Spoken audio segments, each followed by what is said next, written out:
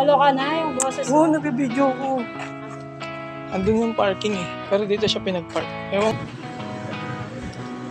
Yan naman, hanggang dito, boss pa rin siya. Nandun sa binibigyan ng konsiderasyon.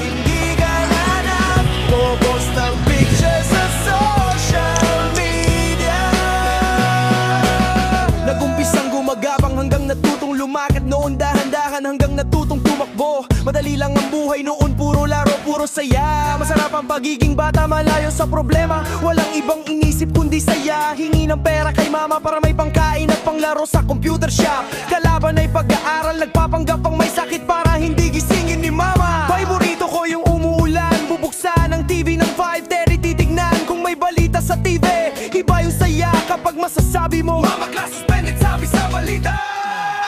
Sabi nila 30 ka na, kaya hindi ka na na. Andun yung parking eh. Pero dito siya pinag-park. Ewan ko bakit ba ganyan.